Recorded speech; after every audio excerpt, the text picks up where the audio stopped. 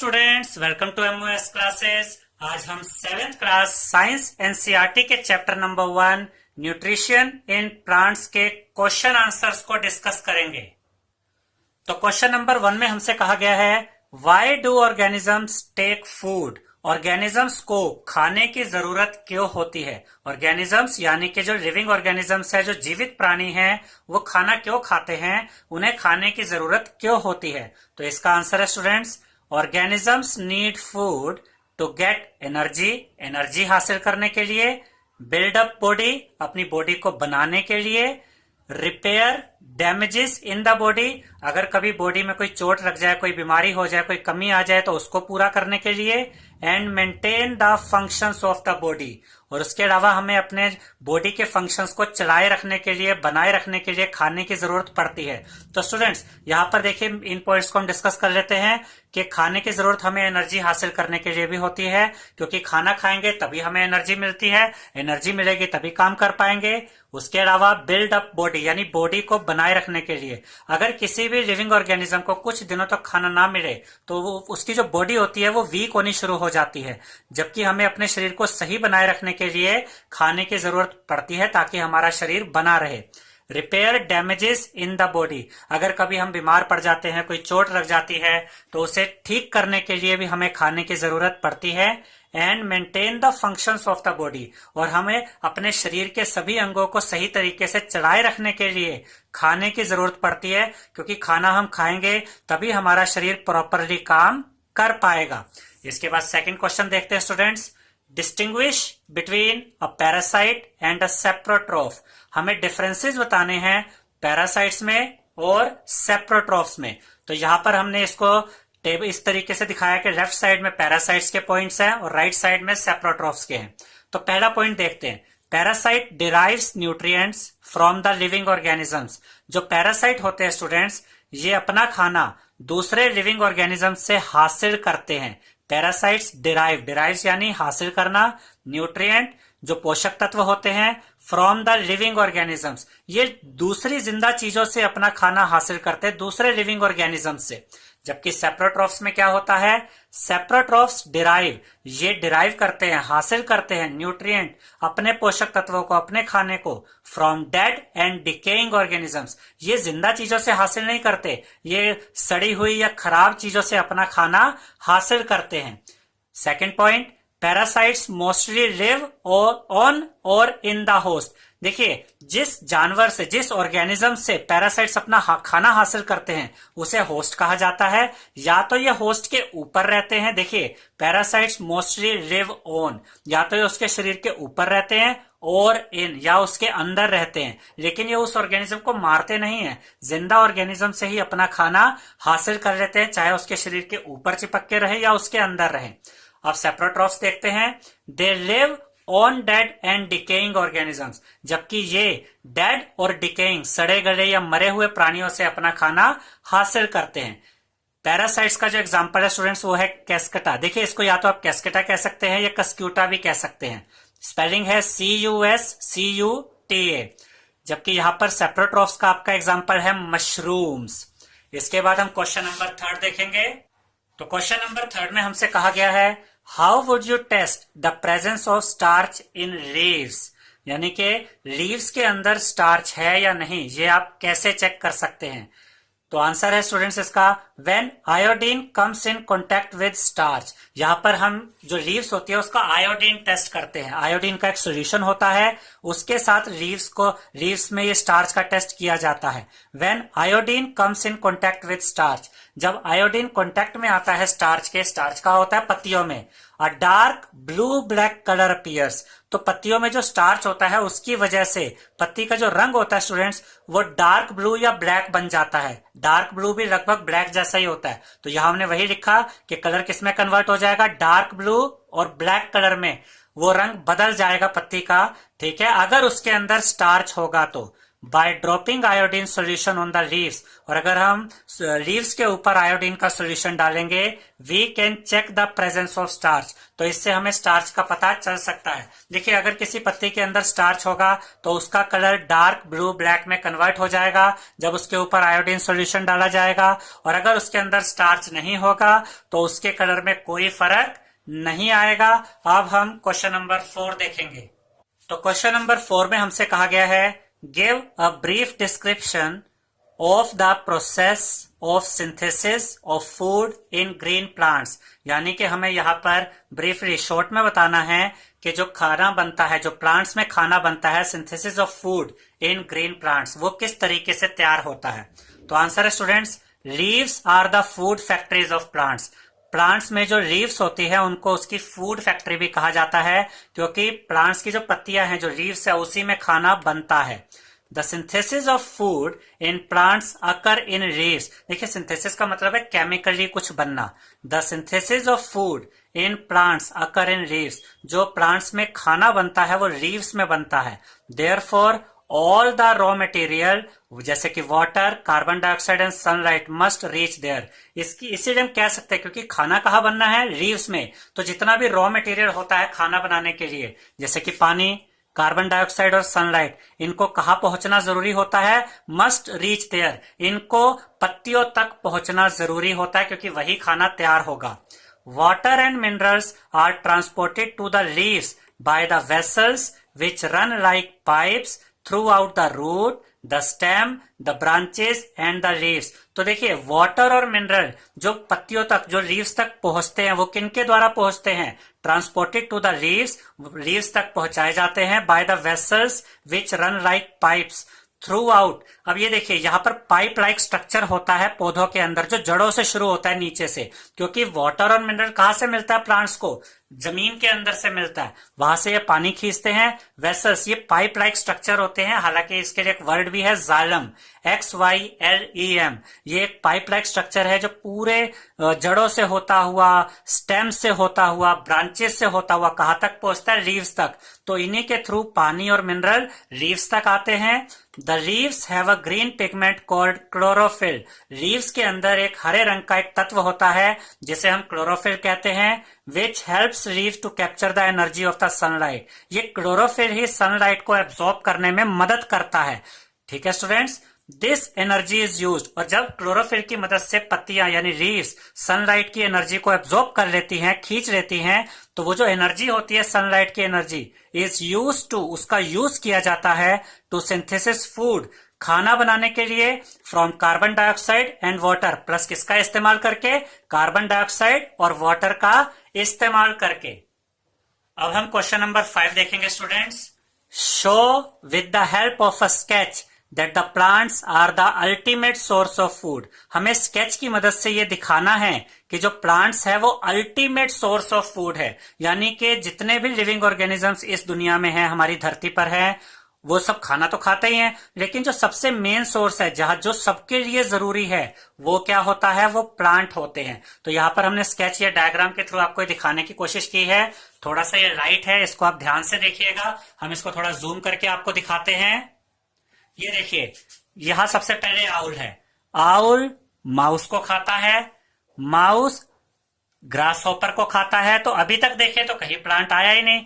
Owl किसको खा रहा है, वो तो माउस को खा रहा है, माउस किसको खा रहा है, वो ग्रास हॉपर को खा रहा है, और ग्रास हॉपर किसको खाता है, ये ग्रास को खाता है, घास को खाता है। अब देखिए, ये सब अल्टीमेटली किस पे डिपेंड कर रहे हैं हमारे लिए, मतलब ये खाने के लिए किस पे डिपेंड कर रहे हैं, प्लांट्स पे। आउल माउस को खा रहा है, यानी आउल को खाने के लिए अगर माउस जरूरी है तो माउस आगे ग्रास हॉपर को खा रहा है, तो माउस के लिए ग्रास हॉपर जरूरी है, और ग्रास हॉपर किसको खा रहा है, प्लांट्स को खा रहा है, ग्रास को खा रहा है। इसका मतलब अगर प्लांट नहीं होंगे तो ग्रास हॉपर खत्म हो जाएंगे, ग्रास हॉपर नहीं होंगे तो माउस को खाने के लिए नहीं मिलेगा, ये मर जाएंगे, माउस नहीं होंगे तो आउल को खाने के लिए नहीं मिलेगा, ये भी मर जाएंगे। तो अल्टीमेटली सबके लिए जो मेन सोर्स है वो प्लांट्स ही हैं। तो हमने स्केच के थ्रू ये बताया कि जो प्लांट्स होते हैं वो अल्टीमेट सोर्स होते हैं फूड का, यानी कि कोई भी ऑर्गेनिज्म चाहे वो डायरेक्टली डिपेंड करे प्लांट पे या इनडायरेक्टली करे, इससे फर्क नहीं पड़ता, सब अल्टीमेटली प्लांट्स पे डिपेंड करते हैं। अब इसके बाद हम क्वेश्चन नंबर 6 देखेंगे।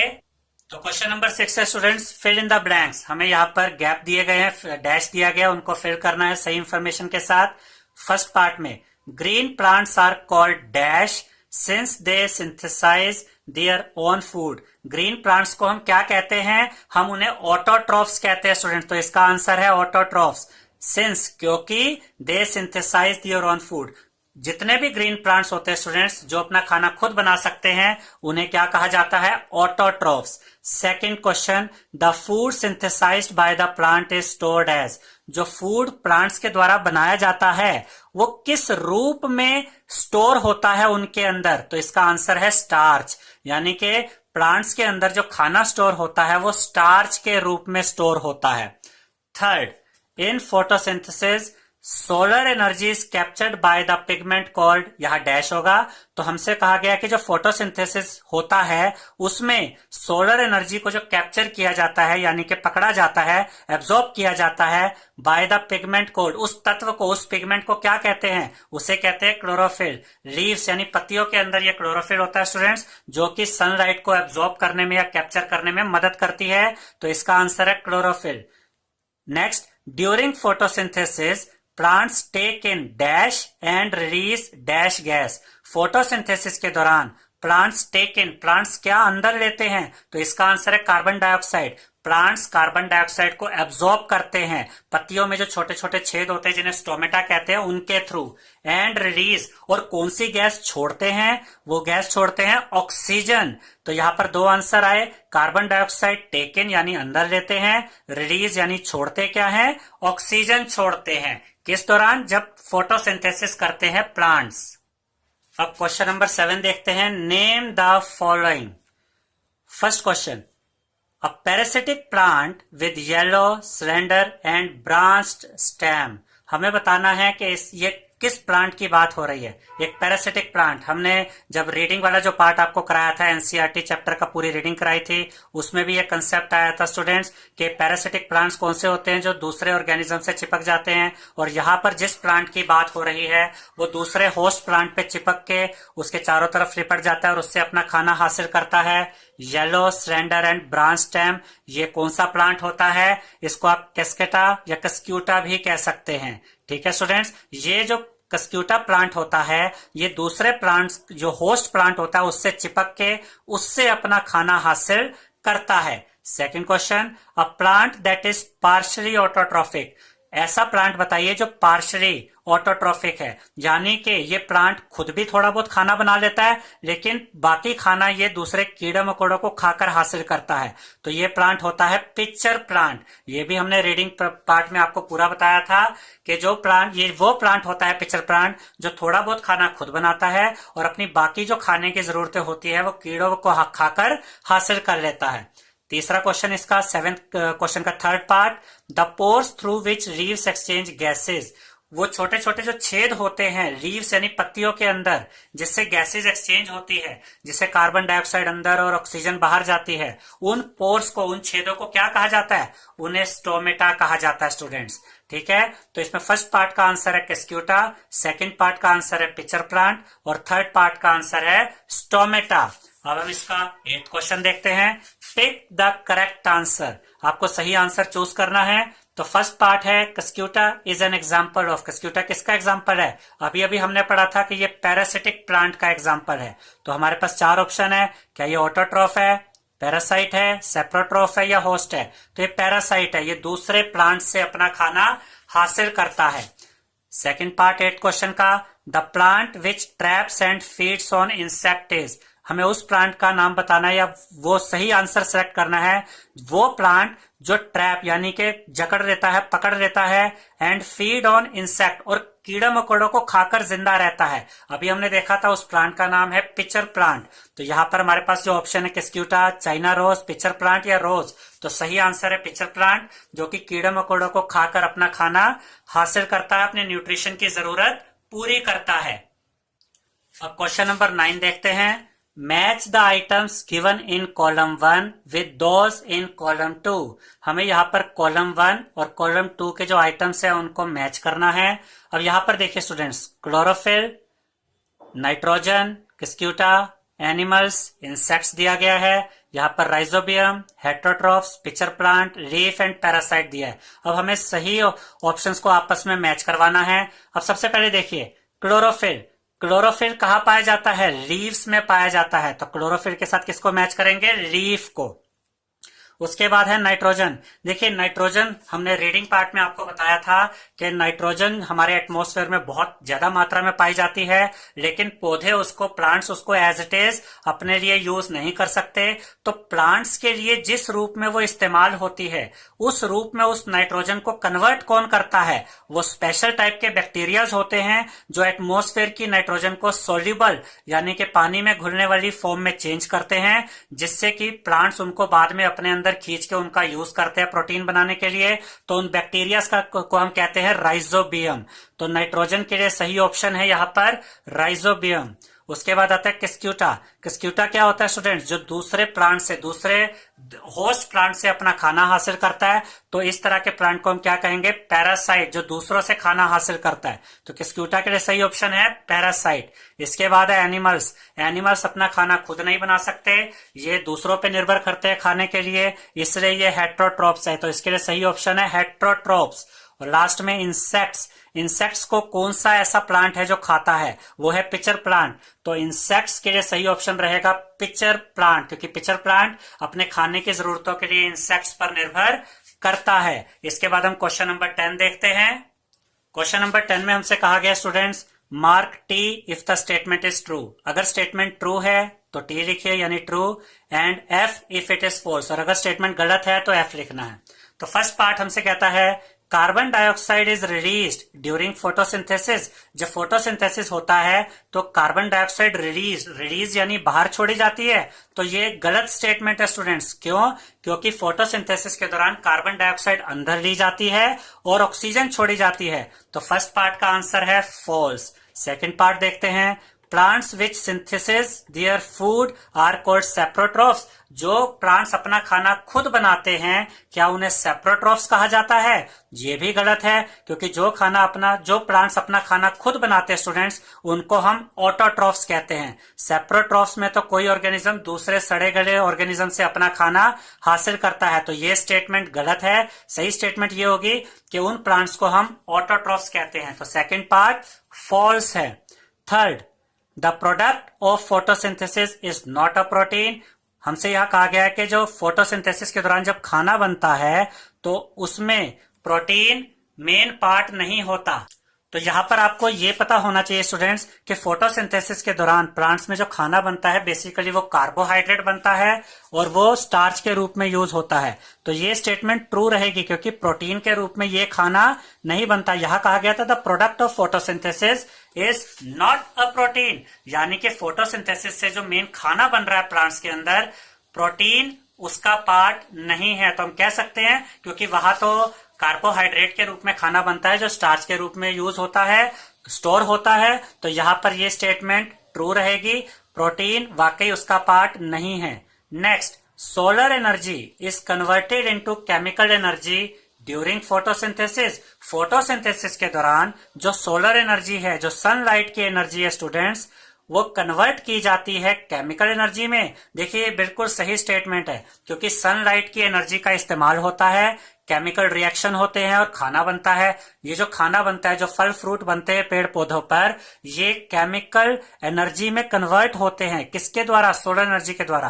पहले सोलर एनर्जी पत्तियों के द्वारा एब्जॉर्ब की जाती है, उसके बाद वो एनर्जी कन्वर्ट की जाती है केमिकल एनर्जी में, और वही केमिकल एनर्जी में कन्वर्जन के बाद नया प्रोडक्ट यानी फल फ्रूट तैयार होते हैं। तो ये स्टेटमेंट बिल्कुल सही है, यानी हम कहेंगे कि ये ट्रू है।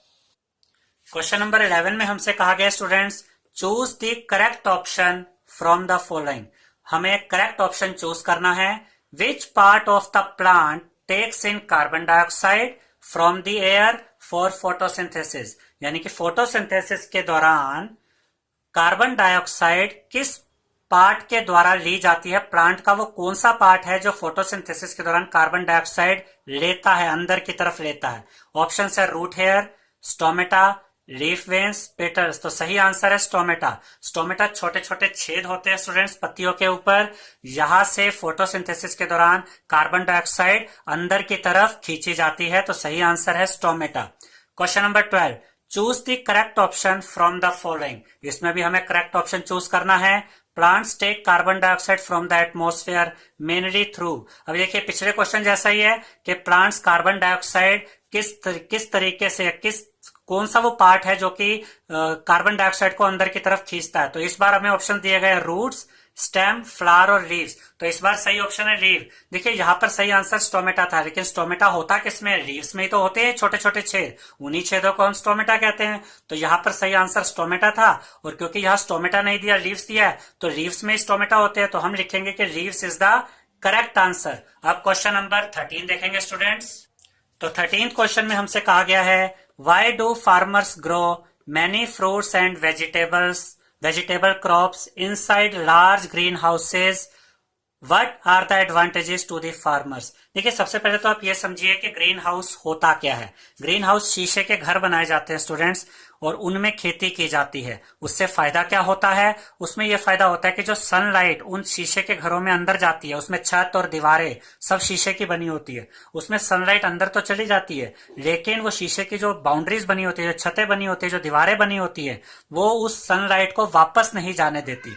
तो उसमें जो हीट होती है, जो टेम्परेचर होता है, वो ज्यादा समय तक बना रहता है। नॉर्मली क्या होता है, दिन के समय सनलाइट आती है, रात के समय उतनी गर्मी हीट नहीं होती, टेम्परेचर उतना नहीं होता, तो पौधे उतनी जल्दी ग्रो नहीं कर पाते। लेकिन ग्रीन हाउस में, यह ग्रीन हाउस का मतलब वो शीशे का घर ही है जो हमने आपको बताया, जिसमें छत और दीवारें शीशे की होती हैं। उसमें टेम्परेचर ज्यादा समय तक बना रहता है, जिससे पेड़ पौधे जल्दी ग्रो कर पाते हैं। अब आपको ये क्वेश्चन समझने में आसानी होगी।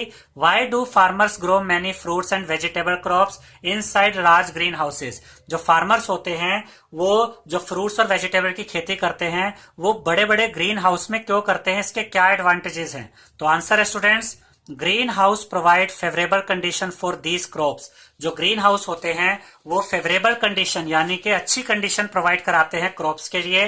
Like it gives favourable temperature, जैसे कि ये फेवरेबल टेम्परेचर देते हैं, टेम्परेचर ज्यादा समय तक अच्छा बना रहता है, ऊंचा बना रहता है, जिससे कि पेड़ पौधे जल्दी ग्रो करते हैं। उसके अलावा एडवांटेज भी बताने हैं इसके। फार्मर्स गेट मैनी एडवांटेजेस, इनको बहुत फायदे होते हैं। Like the crops grow well, crops जल्दी और अच्छे से बढ़ती है क्योंकि टेम्परेचर दिन रात ज्यादा समय तक बना रहता है। It also protected from high blowing wind, और तेज हवाओं से भी उनको बचाता है, क्योंकि खुले में जब फसलें होती है तो तेज हवाएं आती है तो फसलों को नुकसान होता है। लेकिन जो ग्रीन हाउस होते हैं, जो शीशे के बने होते हैं, ये हवाओं से भी उन पौधों की रक्षा कर सकते हैं। एंड रोडेंट्स, रोडेंट्स का मतलब ये जो चूहे वगैरह होते हैं, जो कीड़े होते हैं, जो कि पेड़ पौधों को नुकसान पहुंचा सकते हैं, ये जो ग्रीन हाउस होता है क्योंकि ये घर की तरह है, तो ये उन फसलों को रोडेंट्स यानी कीड़े मकोड़े या चूहों से भी बचा के रखता है। आई होप स्टूडेंट्स आपको हमारा ये वीडियो पसंद आया होगा। अगर आपको हमारा ये वीडियो पसंद आया है तो इसे लाइक, शेयर और सब्सक्राइब कीजिए। Thank you.